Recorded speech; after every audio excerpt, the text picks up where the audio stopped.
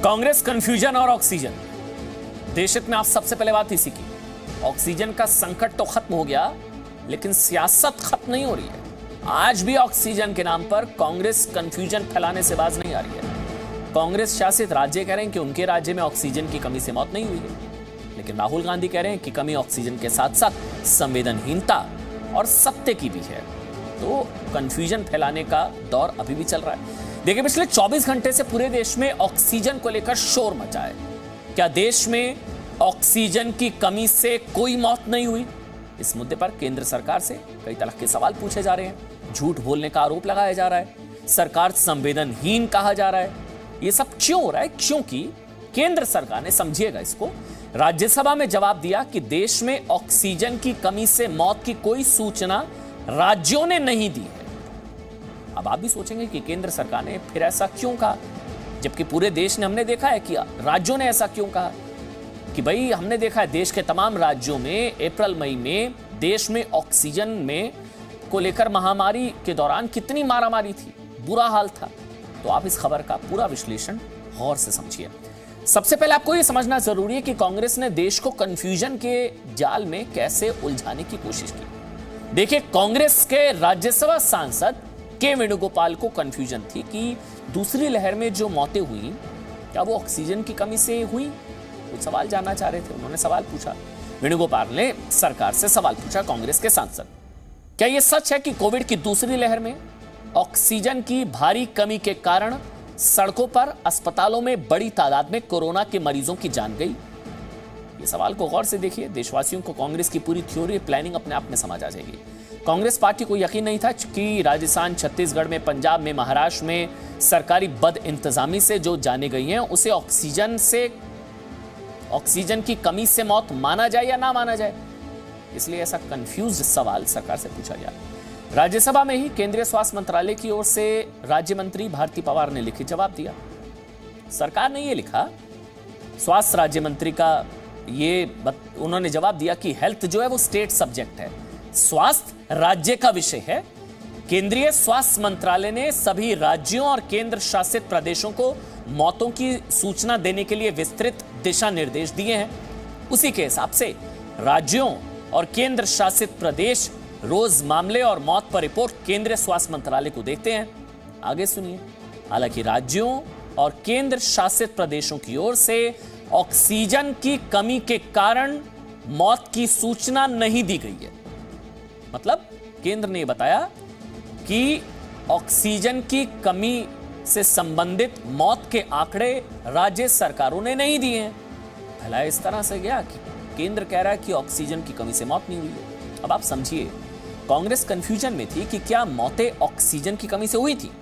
यह कंफ्यूजन के वेणुगोपाल के सवाल में साफ दिखती है, जो पूछ रहे हैं कि क्या यह सच है कि ऑक्सीजन की कमी से मौतें हुई। हर कोई जानता हुई है। अब उसी कंफ्यूज्ड कांग्रेस के सवाल का जवाब केंद्र सरकार अपनी मर्जी से क्या कह दे। सो उसने लिखा कि राज्यों ने बता दिया है कि ऑक्सीजन की कमी से कोई मौतें नहीं हुई हैं। तो अपनी तरफ से केंद्र सरकार क्या बता दे? जो राज्यों ने बताया वो लिखकर जवाब दे दिया।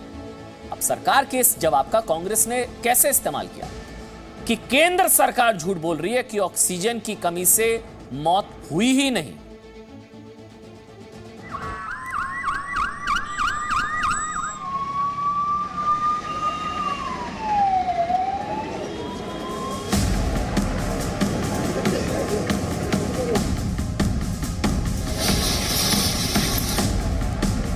देश के लोग ये तस्वीरें नहीं भूल सकते। कोरोना की दूसरी लहर में सरकारों की बद इंतजामी और प्रशासन की लापरवाही ने अफरा तफरी का माहौल बना दिया था। सबसे बुरी हालत दिल्ली की थी, जहां सरकार ऑक्सीजन स्टोर करने तक का इंतजाम नहीं कर पाई थी। दूसरे राज्यों के मुकाबले दिल्ली को दोगुनी चौगुनी ऑक्सीजन दी जा रही थी और वो टैंकर वापस हो रहे थे। तब महामारी में मौतों का कहर कैसे टूटा, ये पूरे देश ने देखा। कांग्रेस के मुख्यमंत्रियों ने भी देखा। सच क्या था, ये मुख्यमंत्री अशोक गहलोत को भी पता है, मुख्यमंत्री भूपेश बघेल को भी, मुख्यमंत्री कैप्टन अमरिंदर सिंह को भी पता है। जानबूझकर कांग्रेस ने एक बार फिर भ्रम की सियासत शुरू कर दी। केंद्र सरकार का लिखित जवाब सोशल मीडिया पर तैरने लगा।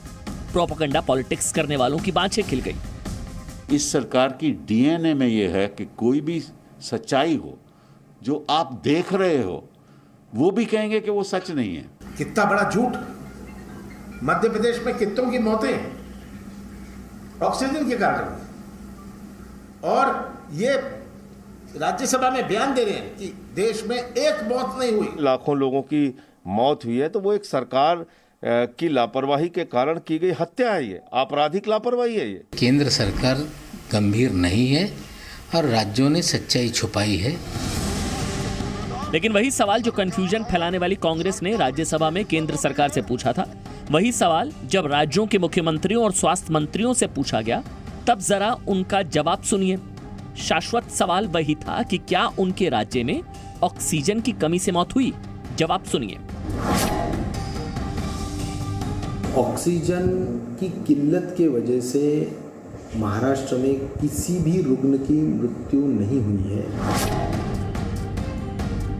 जहाँ तक छत्तीसगढ़ का सवाल है, ये सही है कि ऑक्सीजन से रिपोर्टेड कमी के चलते रिपोर्टेड डेथ्स नहीं है, हम सरप्लस स्टेट रहे।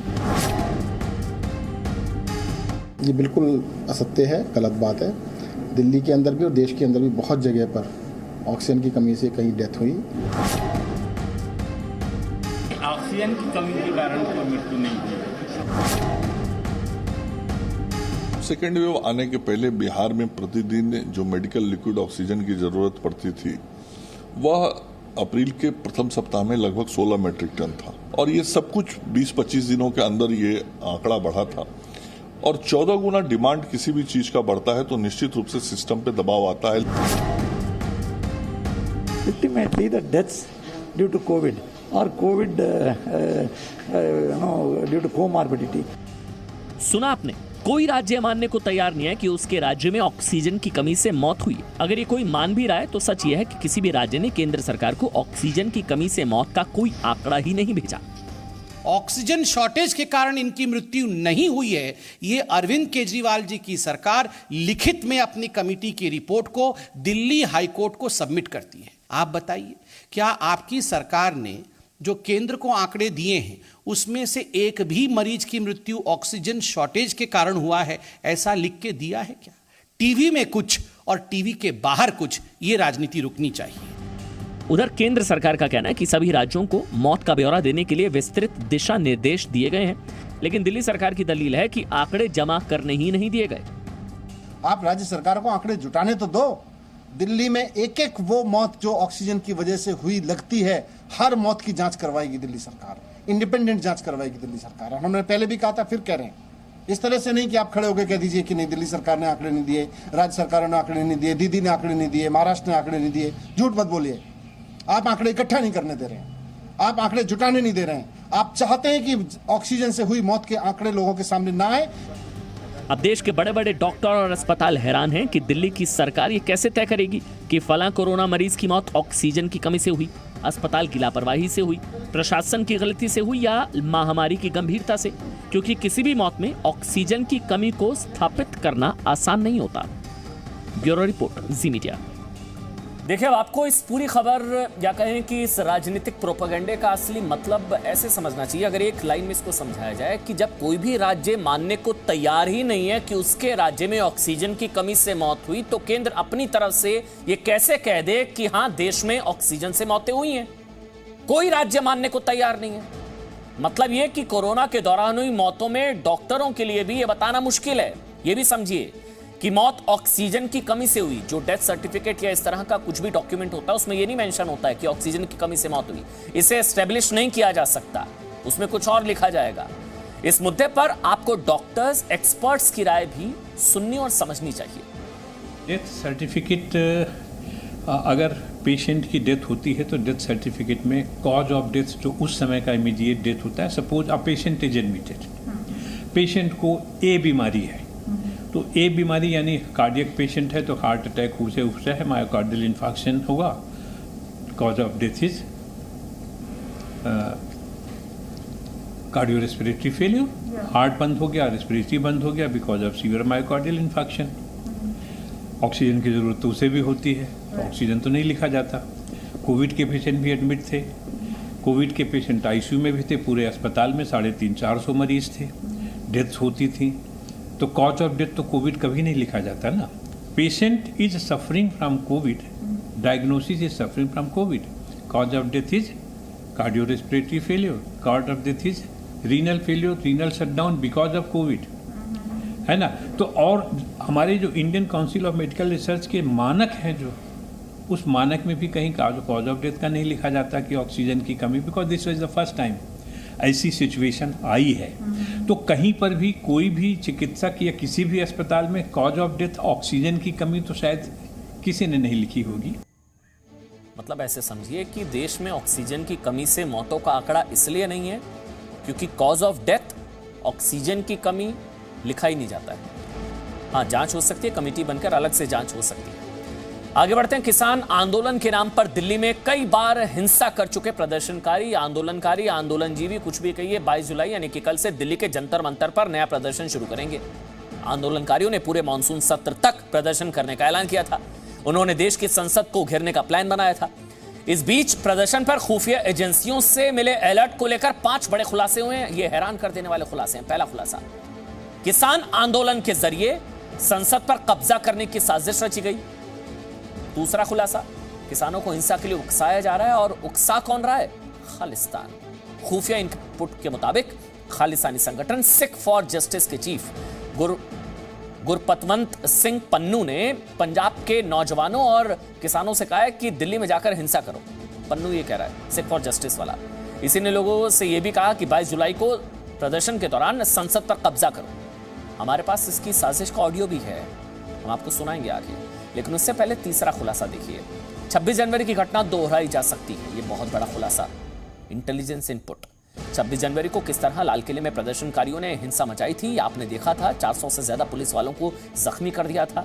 लाठी, डंडे, भाले, तलवारबाजी सब कुछ हुई थी। और अब 15 अगस्त या उससे पहले कहीं फिर से 26 जनवरी की साजिश ना दोहराई जाए, इसे लेकर भी सुरक्षा एजेंसियां अलर्ट है, सावधान है। चौथा खुलासा, 22 जुलाई से मानसून सत्र तक दिल्ली में प्रदर्शन के दौरान आशंका जताई जा रही है कि प्रदर्शनकारी कानून व्यवस्था बिगाड़ने की कोशिश कर सकते हैं। लॉ एंड ऑर्डर फिर से प्रॉब्लम क्रिएट की जा सकती है। पांचवा खुलासा, खुफिया एजेंसियों के मुताबिक 26 जून को किसान प्रदर्शन के दौरान पाकिस्तान की खुफिया एजेंसी, ध्यान से सुनिएगा, ISI दिल्ली में दंगा फैलाना चाहती थी। यानी कि किसानों के नाम पर दंगे की साजिश ISI रच रही थी। ये तमाम खुलासे हुए हैं। और 15 अगस्त के मौके पर हर साल आतंकी साजिश को लेकर खुफिया एजेंसियां अलर्ट जारी करती हैं। इस बार भी जारी किया गया है। लेकिन इस बार आतंकी हमले के साथ साथ हमें आंदोलनकारियों से भी सावधान रहने की जरूरत है, क्योंकि एक्सपीरियंस बहुत खराब है, अनुभव बहुत खराब रहा है। दिल्ली पुलिस और अर्धसैनिक बलों के जवान अलर्ट मोड पर हैं। लाल किले की सुरक्षा बढ़ा दी गई है। और किस तरह से लाल किले की सुरक्षा की जा रही है, देखिए जी मीडिया संवाददाता। लेकिन सबसे पहले ऑडियो, वो रिपोर्ट आपको दिखाएंगे। लेकिन पहले आपको खालिस्तानी आतंकवादी संगठन सिख फॉर जस्टिस के चीफ पन्नू की बातें सुननी चाहिए, ताकि आपको पता चल सके कि किस तरह वो किसानों के प्रदर्शन के नाम पर दिल्ली को दहलाने की साजिश रच रहा है। ध्यान से सुनिएगा। पंजाब ਦੇ ਕਿਸਾਨ 22 ਜੁਲਾਈ ਨੂੰ ਭਾਰਤ ਦੀ ਅੱਤਵਾਦੀ ਪਾਰਲੀਮੈਂਟ ਤੇ ਕਬਜ਼ਾ ਕਰਨ ਜਾ ਰਹੇ ਹੈ, ਔਰ ਉਸ ਪਾਰਲੀਮੈਂਟ ਦੇ ਵਿੱਚ more than 40% of Indian member parliaments are criminal. Delhi police, you are well educated and smart police. ਸਿੱਖਾਂ ਦਾ ਤੁਹਾਡੇ ਨਾਲ ਕੋਈ ਵੈਰ ਨਹੀਂ ਹੈ। ਅਸੀਂ ਤੁਹਾਨੂੰ ਕਹਿਣਾ ਚਾਹੁੰਦੇ ਹਾਂ ਕਿ ਤੁਸੀਂ ਪੰਜਾਬ ਦੇ ਕਿਸਾਨਾਂ ਨੂੰ ਭਾਰਤ ਦੀ ਪਾਰਲੀਮੈਂਟ ਤੇ ਕਬਜ਼ਾ ਕਰਨ ਤੋਂ ਰੋਕਣਾ ਨਹੀਂ। ਜੇ ਤੁਸੀਂ ਭਾਰਤ ਦੀ ਅੱਤਵਾਦੀ ਸਰਕਾਰ ਤੇ ਸਿੱਖਾਂ ਦੇ ਵਿੱਚ ਆਓਗੇ ਤਾਂ ਮਸਲੇ ਜਾਓਗੇ। देखिए, खबर के तमाम विश्वसनीयता के जितने भी पैमाने हैं उन पर खरा उतरना बहुत ज़रूरी है। और क्रेडिबिलिटी रिपोर्ट की अगर इस खबर की बात की जाए तो अब जो रिपोर्ट हम आपको दिखाने जा रहे हैं, जी मीडिया संवाददाता राजू राज की रिपोर्ट है। ग्राउंड पर हमारे रिपोर्टर मौजूद हैं। हमने एक्सपर्ट से बात की है। तकनीकी विश्वसनीयता के पैमाने पर भी जो रिपोर्ट अब हम आपको दिखाने जा रहे हैं वो 100% सही है कि लाल किले की सुरक्षा किस तरह से अब बढ़ा दी गई है।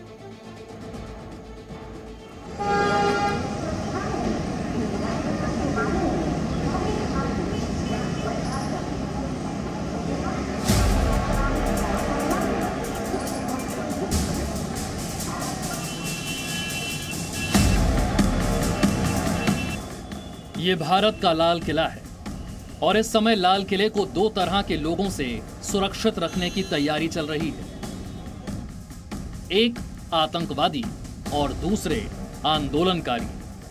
अब तक लाल किले की सुरक्षा व्यवस्था आतंकी हमले से निपटने के लिहाज से की जाती थी, लेकिन ऐसा पहली बार है जब लाल किले का सुरक्षा घेरा उग्र आंदोलनकारियों को ध्यान में रखते हुए किया जा रहा है, क्योंकि 26 जनवरी को किसान आंदोलन के नाम पर दिल्ली में घुसे प्रदर्शनकारियों ने लाल किले में जमकर उत्पात मचाया था। इस दौरान उग्र भीड़ ने सुरक्षा कर्मियों पर तलवार से हमला किया था, लेकिन ऐसी कोशिश फिर से कामयाब ना हो पाए, इसके लिए दिल्ली पुलिस तैयार है। पिछली बार हमने देखा था 26 जनवरी के टाइम पे जो प्रोटेस्टर थे किसान आंदोलन के, वो यहाँ पर पहुँच गए थे, तोड़फोड़ लाल किले के अंदर मचाया गया था। तमाम सुरक्षा एजेंसी आला अधिकारी लाल किला में बैठकर तमाम चीज़ों को सुरक्षा का जायजा ले रहे हैं। इसीलिए लाल किला पे हमला यानी देश पे हमला, इसलिए लाल किला की सुरक्षा बढ़ा दी गई है। दिल्ली पुलिस की एडिशनल डीसीपी अनीता रॉय से समझिए कैसे लाल किले को प्रदर्शनकारियों के लिए अभेद्य बनाया जाएगा। हमने 26 जनवरी को देखा था जिस तरीके से किसान लाल किला पे पहुंच गए, यहाँ पे तोड़फोड़ मचाया, इस तरह के भी इनपुट सामने आ रहे हैं, तो इससे निपटने के लिए क्या तैयारियां हैं? अब की बार हम एंटी किसान एजिटेशन किसान एजिटेशन पॉइंट ऑफ व्यू से कम्प्लीटली सेपरेट डिप्लॉयमेंट रख रहे हैं। एक तो बॉर्डर्स पे भी बहुत स्ट्रिक्ट स्टॉपेज होगा, किसी को अलाउ नहीं किया जाएगा। उसके अलावा अराउंड द रेड फोर्ट एक ring fence of blockade points हैं, जिससे कि हम कम्प्लीटली रेड फोर्ट को प्रोटेक्ट करके रखेंगे फ्रॉम किसान एजिटेशन पॉइंट ऑफ व्यू। खुफिया एजेंसियों के मुताबिक इस बार आतंकवादी संगठनों की ओर से ड्रोन अटैक की साजिश रची जा रही है। ऐसे में लाल किले को ड्रोन हमले से बचाने के लिए भी सुरक्षा बलों ने खास तैयारी की है। एंटी ड्रोन को लेकर के हमारे कंप्लीट अरेंजमेंट में 500 प्लस स्टाफ लगता है, जो रूफ टॉप्स पे लगता है। इस सारे स्टाफ की intensive training 3 rounds of intensive training हम कर चुके हैं, जिनमें इसको डिटेल में बताया गया है कि how to respond to an unfriendly flying object. उसके अलावा हमारा इंटर एजेंसी नेटवर्किंग होगी with NSG DRDO for complete anti drone coverage. लाल किले पर 4 एंटी ड्रोन सिस्टम लगाए जा रहे हैं। एयरफोर्स हेडक्वार्टर में विशेष ड्रोन कंट्रोल रूम बनाया गया है और सुरक्षा बलों को ड्रोन हमले से निपटने के लिए विशेष ट्रेनिंग दी गई। राजू राज, जी मीडिया, दिल्ली। देखिए, कहने को ये सामान्य आंदोलन हो सकता है, लेकिन अनुभव इतना खतरनाक रहा है। 26 जनवरी को जिस तरह का हमने तांडव देखा था दिल्ली की सड़कों पर, तो हर कोई डरा हुआ है। सुरक्षा एजेंसियां तैयार हैं। किस तरह तैयारी की है उसे देखकर यही लगता है कि लाल किले का बाल भी बांका नहीं हो सकता। पूरा भरोसा है हमको सुरक्षा एजेंसियों पर। जहां तक लाल किले से होने वाले किसान प्रदर्शन का सवाल है, तो दिल्ली पुलिस ने कई शर्तों के साथ प्रदर्शन की इजाजत दी है। किसानों का प्रदर्शन नंबर 1 जंतर मंतर पर होगा। प्रदर्शन में सिर्फ 200 किसान ही शामिल हो सकते हैं, सिर्फ 200 किसान। किसान बस के जरिए वहां पहुंचेंगे, यानी कि स्पॉट दे दिया गया है। कैसे पहुंचेंगे ये बता दिया गया है, कितने होंगे ये बता दिया गया है। टाइमिंग सुबह 10:30 बजे से शाम 5 बजे तक किसानों को जंतर मंतर पर प्रदर्शन करने की अनुमति है। इस बार बहुत सावधानी बरती जा रही है। शाम 5 बजे जंतर मंतर से प्रदर्शनकारियों को वापस अपने ठिकानों पर जाना होगा। जंतर मंतर पर पुलिस और अर्धसैनिक बलों की 5 कंपनियां जंतर मंतर पर तैनात की जाएंगी। एक कंपनी में करीब 65 जवान शामिल होते हैं। 5 कंपनियां, एक में 65, तो 300 से ज्यादा आप समझ लीजिए। तो अभी किसानों के प्रदर्शन को लेकर जो चीजें तय हुई हैं, ये हमने आपको बताई। यहां ध्यान देने वाली बात यह कि 26 जनवरी को भी कुछ चीजें प्रदर्शन के नाम पर ही हुई थी। तब भी कहा गया था, गारंटी ली गई थी कि कुछ नहीं होगा। वो भी प्रदर्शन के नाम पर हुआ था, जिस तरह का हमने देखा था तांडव सड़कों पर। लेकिन फिर भी प्रदर्शनकारियों ने दिल्ली में हिंसा फैलाई थी। अब देखना यह होगा कि कल क्या होता है, क्योंकि सिख फॉर जस्टिस का जो पन्नू है वो पहले ही कह चुका है। वो तो पहले ही धमकी दे रहा है कि जाइए संसद पर कब्जा करिए, और उसने पहले भी दी थी कि आप झंडा फहराइए लाल किले पर, और वो हुआ था। पन्नू ने, सिख फॉर जस्टिस ने दिल्ली पुलिस को धमकी दिया कि किसानों से दूर रहो।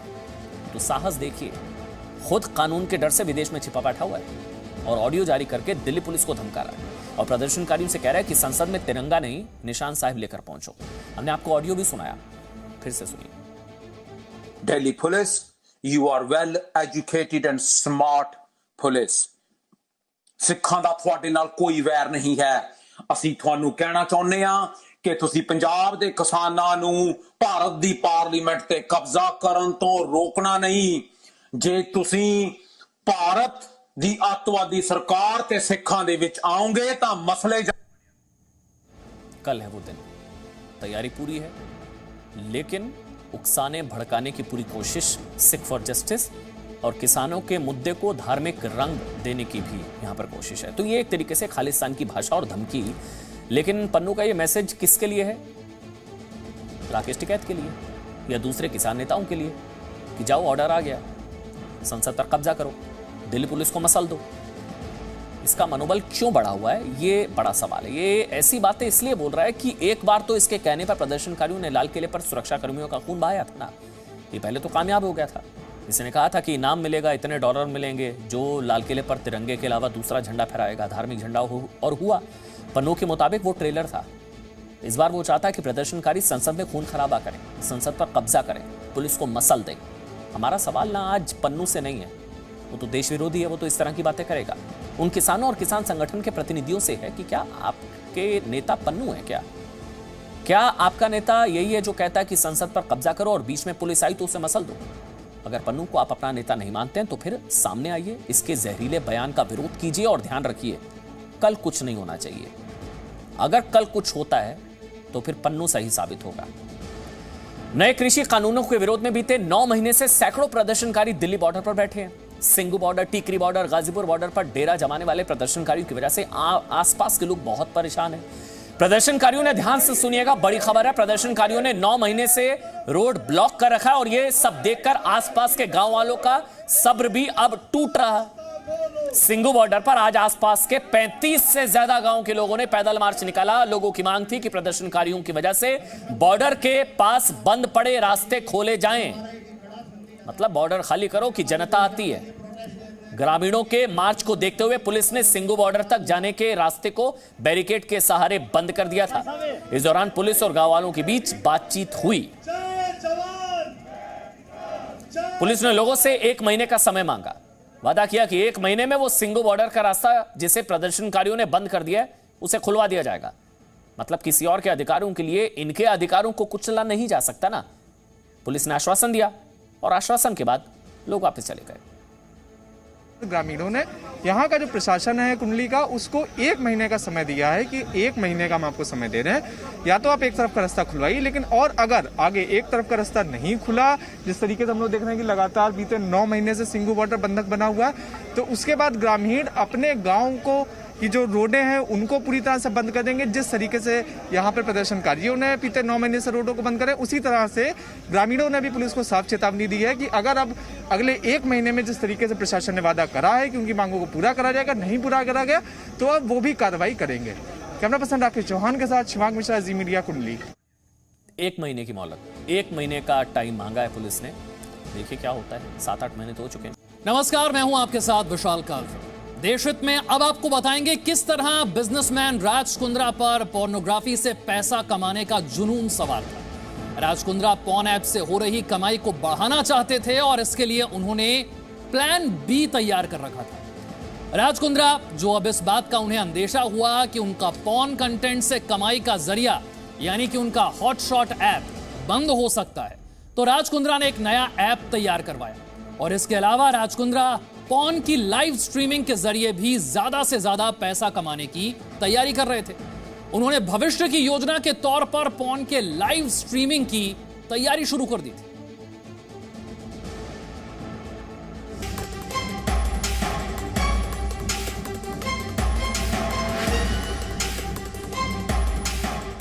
बिजनेसमैन राज कुंद्रा, जिनके पास कमाई के बहुत से जरिए थे, देश विदेश में करोड़ों अरबों का कारोबार था, उन्हीं राज कुंद्रा ने अपनी कमाई को बढ़ाने के लिए पोर्नोग्राफी का बिजनेस भी शुरू किया। राज कुंद्रा फिलहाल इस मामले में मुंबई पुलिस की रिमांड पर हैं और पुलिस की जांच के बाद इस केस में एक के बाद एक जो खुलासे हो रहे हैं वो चौंकाने वाले हैं। एक बड़ा खुलासा इस बात का भी हुआ कि राज कुंद्रा भविष्य में इस बिजनेस से कमाई को बढ़ाना चाहते थे और इसीलिए राज कुंद्रा ने अपने सहयोगियों को प्लान बी तैयार करने के लिए कहा था। राज कुंद्रा को अंदेशा था कि आने वाले वक्त में उनका ऐप हॉटशॉट बंद हो सकता है। ऐसा होने पर पॉर्न वीडियो के जरिए होने वाली कमाई भी बंद हो जाती। मुंबई पुलिस के पास मौजूद व्हाट्सएप चैट से जो खुलासा हुआ है उसके मुताबिक राज कुंद्रा एक दूसरे ऐप के जरिए पॉर्न वीडियो का कारोबार जारी रखना चाहते थे। साथ ही राज कुंद्रा पॉर्न वीडियो के लाइव स्ट्रीमिंग का भी भविष्य देख रहे थे। चलिए अब आपको बताते हैं कि राज कुंद्रा ने पॉर्न से कमाई के लिए किस तरह 2 प्लान तैयार किए थे। राज कुंद्रा का पहला प्लान था पॉर्न वीडियो के लिए नया ऐप बॉलीफेम। इसके अलावा राज कुंद्रा ने अपने सहयोगियों से पॉर्न के लाइव स्ट्रीमिंग की तैयारी की बात कही थी। अब आप समझिए किस तरह राज कुंद्रा का प्लान बी दुनिया के सामने आया। राज कुंद्रा की व्हाट्सएप चैट से पोर्नोग्राफी के प्लान बी की सच्चाई सामने आई। सामने आए नए व्हाट्सएप चैट में एच अकाउंट्स नाम का एक ग्रुप है जिसमें प्रदीप बख्शी ने बीते साल नवंबर में लिखा था, हॉटशॉट ऐप को गूगल ने सस्पेंड कर दिया है, ऐसा नियमों की अनदेखी की वजह से हुआ है। राज कुंद्रा ने लिखा, कोई बात नहीं, प्लान बी शुरू हो गया है, ज्यादा से ज्यादा 2 से 3 हफ्तों में नया एप्लीकेशन लाइव होगा। रॉब डिजिटल मार्केटिंग हॉटशॉट ने लिखा, जब तक नया ऐप नहीं आ जाता तब तक क्या हम सारी बोल्ड फिल्मों को डीएक्टिवेट करके प्ले स्टोर से एप्लीकेशन को रिस्टोर करने की अपील करनी चाहिए। इस चैट से साफ है कि राज कुंद्रा हॉटशॉट के बंद होने के बाद भी निश्चिंत थे और किसी भी कीमत पर पॉर्न फिल्मों से अपनी कमाई को जारी रखना चाहते थे। लेकिन कुंद्रा के पास पॉर्न से कमाई का एक और प्लान था। क्राइम ब्रांच ने राज कुंद्रा के पीए उमेश कामत के मोबाइल की भी जांच की और इसके बाद उमेश के मोबाइल में मौजूद व्हाट्सएप चैट से भी कई खुलासे हुए। ऐसी ही एक चैट में राज कुंद्रा ने अपने पीए को एक न्यूज आर्टिकल भेजा। इसमें लिखा है कि पॉर्न वीडियो प्रसारित करने वाले 7 ओटीटी प्लेटफॉर्म के मालिकों को पुलिस समन भेज सकती है। इस पर राज कुंद्रा ने जवाब दिया, बहुत बढ़िया हुआ कि हमने बॉलीफेम की तैयारी की। उमेश कामत ने लिखा, हम ऑफिस आकर बात करते हैं, हमें तब तक के लिए एक्सट्रीम बोल्ड कंटेंट हटा देना चाहिए। राज कुंद्रा ने लिखा, मुझे शक है कि इससे फर्क पड़ेगा। उमेश कामत ने लिखा, ये इतना गंभीर भी नहीं है, वे लोग सिर्फ आपत्तिजनक कंटेंट को निकालने के लिए कहेंगे।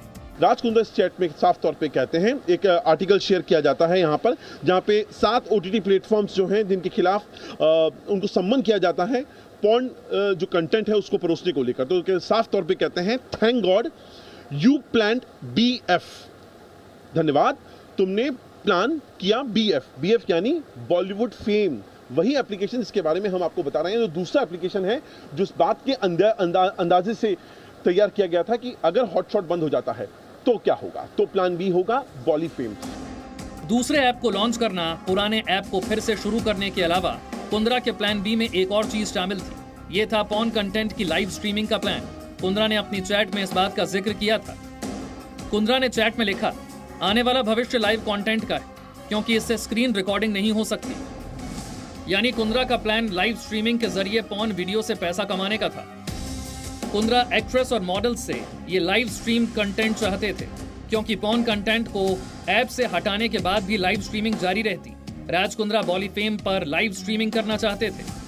राज कुंद्रा अपनी टीम को ये बात कन्विंस कर रहा है, खास तौर पे उमेश कामत जो पूरा ऑपरेशंस इंडिया में देखता था इस पूरे पोर्नोग्राफी बिजनेस का, उसको इस बात के लिए कंफर्म कर रहा है कि जो ओटीटी प्लेटफॉर्म्स हैं जो कि पोर्नोग्राफी का ओटीटी कंटेंट है उसका आने वाला जो फ्यूचर है वो लाइव कंटेंट होगा। यानी लाइव स्ट्रीमिंग से जो पैसा आने वाले फ्यूचर में पोर्नोग्राफी में कमाया जाएगा उसी का भविष्य आगे उनको दिखाई दे रहा था। तो आगे की जो स्ट्रेटेजीज हैं वो भी इसी तरीके से डिजाइन की जाए।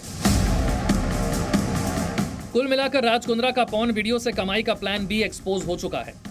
व्हाट्सएप चैट के तौर पर पुलिस के पास इसके सबूत भी मौजूद हैं, लेकिन राज कुंद्रा से पूछताछ अभी जारी है। ऐसे में कुंद्रा के कुछ नए प्लान भी सामने आ सकते हैं।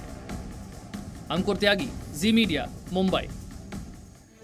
और देखिए, हमारे लिए दर्शकों का भरोसा सबसे ऊपर है और इसीलिए इस खबर की पुष्टि करने के लिए हमारे रिपोर्टर मौके पर पहुंचे, इस खबर से जुड़े एक्सपर्ट से, गवाहों से बात की और तभी पूरी जानकारी आप तक पहुंचा रहे हैं। और सिर्फ राज कुंद्रा ही नहीं, मुंबई पुलिस का शिकंजा उन सभी लोगों पर कस रहा है जो पॉर्न का कारोबार करते थे। मुंबई पुलिस ने पॉर्न का कारोबार करने वाले लोगों के लगभग 7.5 करोड़ रुपए अलग अलग बैंक खातों में सीज कर दिए। जी न्यूज के पास इन लोगों और खातों से जुड़ी एक्सक्लूसिव जानकारी मौजूद है।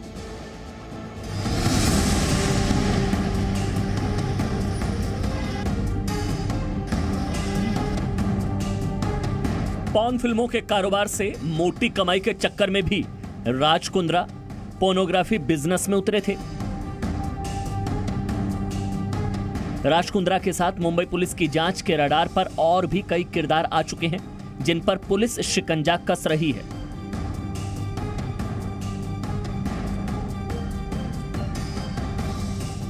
असलियत यह है कि एप्लीकेशन पर पॉर्न वीडियो डालकर ये तमाम आरोपी एक एक दिन में लाखों रुपए कमाते थे और ये बात मुंबई पुलिस की अब तक की जांच में सामने आई है।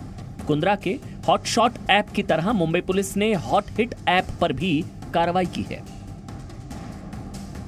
राज कुंद्रा का जैसे हॉटशॉट्स करके एक डिजिटल प्लेटफॉर्म हुआ करता था, ओटीटी प्लेटफॉर्म हुआ करता था, वैसे ही एक और प्लेटफॉर्म जिसका जिक्र पुलिस ने अपनी बकायदा चार्जशीट में भी किया है, जो उससे पहले इस केस में उन्होंने फाइल करी है, उसका नाम है हॉट हिट।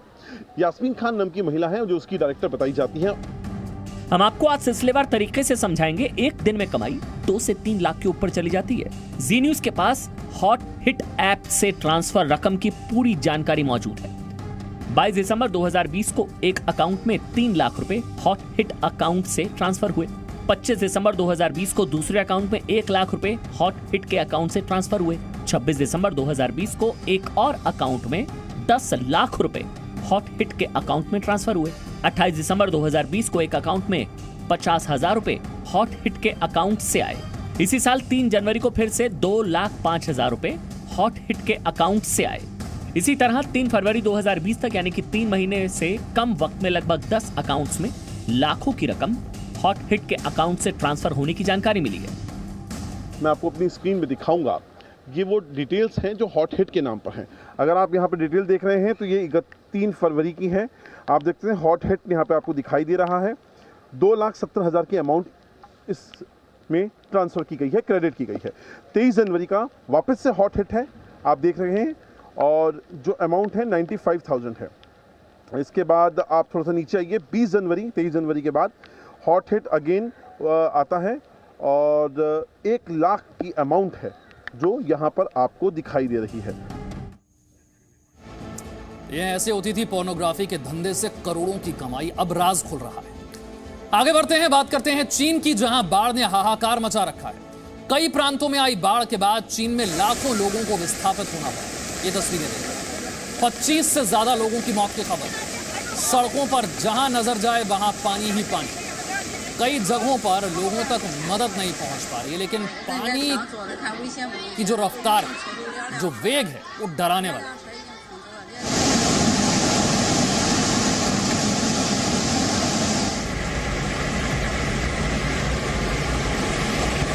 चीन में बाढ़ ने मचाया कोहराम।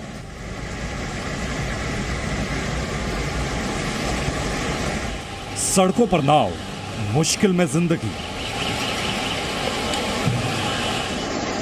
मेट्रो में भरा गर्दन तक पानी।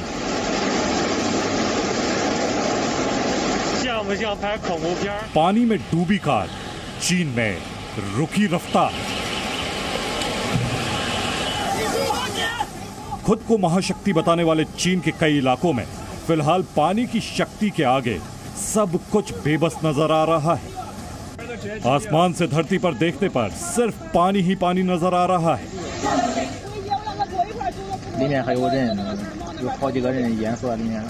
लोगों को बचाने के लिए सड़कों पर नावों को उतारना पड़ा है। बाढ़ में फंसे बच्चों को राहत और बचाव कर्मी सुरक्षित स्थानों पर लेकर जा रहे हैं।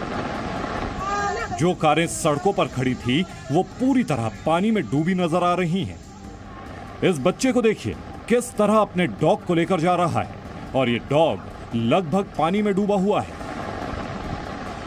चीन के बाढ़ के कई खौफनाक वीडियो सोशल मीडिया में शेयर किए जा रहे हैं।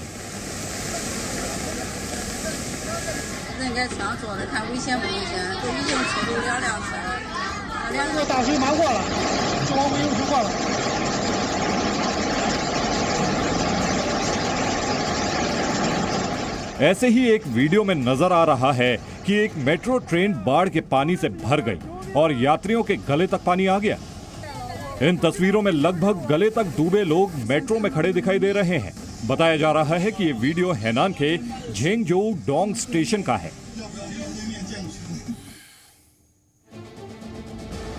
और अब एक ऐसी खबर जिस पर गौर करना हर किसी के लिए जरूरी है। आपके घर के पालतू जानवर किसी दूसरे की जान के लिए खतरा तो नहीं बन रहे? यह गंभीर सवाल एक बार फिर उठा है क्योंकि जयपुर में एक भयानक घटना हुई। एक पालतू पिटबुल ने 11 साल के बच्चे पर हमला कर दिया। बच्चे के पिता ने किसी तरह उसकी जान बचाई। 80 टांके इस बच्चे को लगे।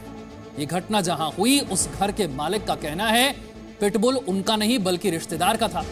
सवाल है कि इतने खूंखार ब्रीड के पेट्स को लोग पालते क्यों हैं, और पालते हैं तो सुरक्षित क्यों नहीं रखते? 11 साल का बच्चा, 20 गहरे जख्म, 80 टांके। 11 साल के विशाल मीना को ये जख्म खतरनाक पिटबुल डॉग ने दिए हैं। सिर से लेकर पैर तक बंधी हुई पट्टियां बता रही हैं कि इस बच्चे को कुत्ते ने कितनी बुरी तरह से काटा है। यह वाकया जयपुर में अजमेर रोड के टैगोर नगर इलाके का है, जहां विशाल अपने माता पिता और बहन के साथ रहता है। विशाल के पिता जगदीश मीणा बागवानी और चौकीदारी का काम करते हैं। जगदीश जिस व्यक्ति के यहाँ काम करते हैं उसके घर पर खूंखार माना जाने वाला पिटबुल डॉग था। जगदीश अपने परिवार के साथ वहीं रहते हैं। पिटबुल डॉग को बांधकर रखा गया था, लेकिन सोमवार सुबह इस डॉग की चेन खुल गई और उसने विशाल पर हमला बोल दिया। विशाल इस ताकतवर कुत्ते से बचने के लिए इधर उधर भागने लगा, लेकिन पिटबुल ने उसे दबोच लिया। पिटबुल डॉग ने विशाल के सर और पैर समेत शरीर के कई हिस्सों पर अपने नोकीले दांत और पंजे गढ़ा दिए। विशाल दर्द से चीखने लगा। उसके शरीर पर 20 जख्म बन चुके थे। ये बच्चा जो विशाल मीणा है उसको बहुत ज़्यादा लगी है।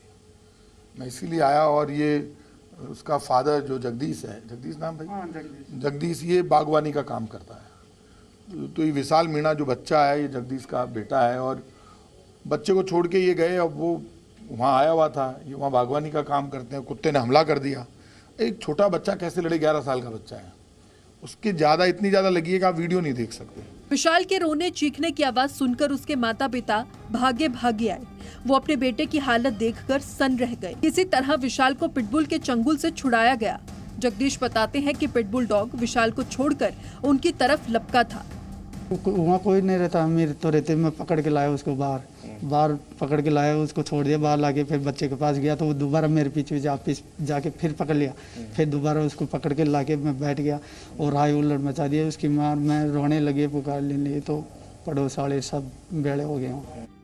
Presenting B News app available on Google Play and App Store. Download it now.